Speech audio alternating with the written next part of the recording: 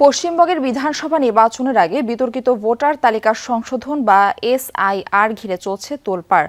ভোটের উত্তেজনার মাঝেই নন্দীগ্রাম থেকে উঠে এসেছে বিস্ফোরক অভিযোগ। বাদ পড়া ভোটারদের ৯৫% মুসলিম। শুধু নন্দীগ্রামই নয়, মালদা, মুর্শিদাবাদ, বসিরহাট সহ একাধিক এলাকায় গণহারে মুসলিম ভোটারদের বাদ দেওয়ার অভিযোগ উঠেছে।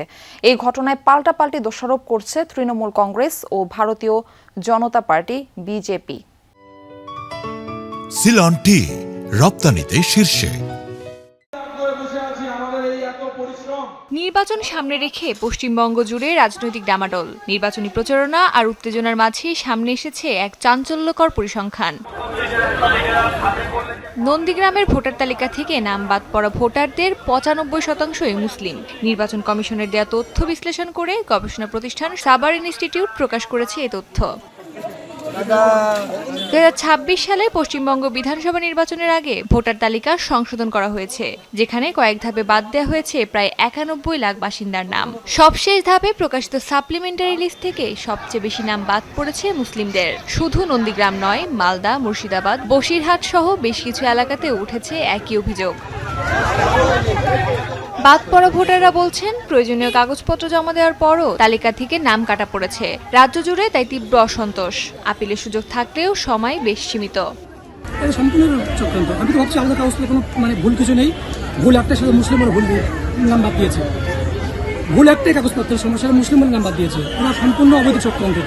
১১৮ নম্বর বুথে ১০৭ জন বাদ গিয়েছে, তার মধ্যে ১০০ জন মুসলিম, ৭ জন হিন্দু। পাশে আরেকটা বুথে ৪২ জন বাদ গিয়েছে, তাতে ৪০ জন মুসলিম, দুজন হিন্দু। তাহলে এগুলো তো দেখে তো বেশি অংশ মুসলিমরা বাদ দেওয়া হয়েছে।